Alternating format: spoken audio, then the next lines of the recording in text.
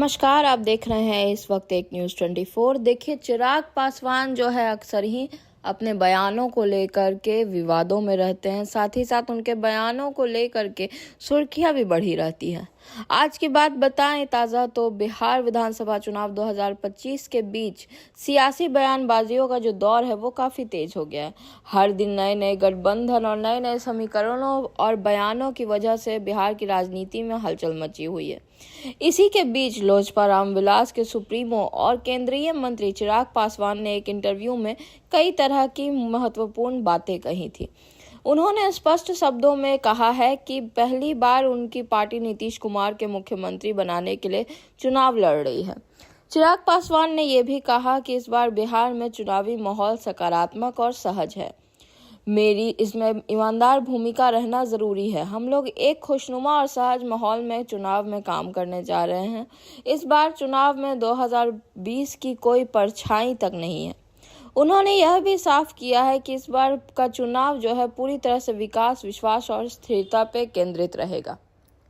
2020 की बात करें तो इंटरव्यू के दौरान जब उनसे पूछा गया कि 2020 के चुनाव में उन्होंने नीतीश कुमार के खिलाफ उम्मीदवार क्यों उतारे थे, तो उन्होंने खुलकर जवाब दिया कि 2020 के बिहार विधानसभा चुनाव में मेरे पास महागठबंधन में शामिल होने का भी विकल्प था, लेकिन मैं प्रधानमंत्री नरेंद्र मोदी के प्रति समर्पित था।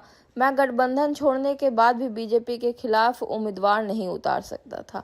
ऐसे में जदयू के खिलाफ उम्मीदवार उतारने के अलावा कोई और रास्ता नहीं बचा था। उन्होंने यह स्वीकार किया कि उस समय उस चुनाव में नीतीश कुमार को नुकसान हुआ था और उसी वजह से मुख्यमंत्री का गुस्सा वाजिब था। लेकिन उन्होंने यह भी कहा कि अब उनके और नीतीश कुमार के बीच के सारे मतभेद जो है वो पूरी तरह से खत्म हो चुके हैं। उन्होंने कहा है कि अब मैं और मेरे और मुख्यमंत्री नीतीश कुमार के बीच में सब कुछ सुलझ गया है। आज हम एक साथ हैं और एक बेहतर बिहार के लिए काम करेंगे।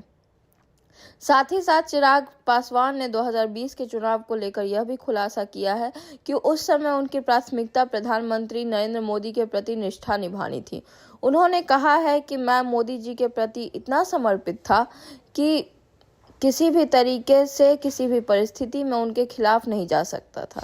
इसीलिए उस समय महागठबंधन का प्रस्ताव तक ठुकरा दिया था।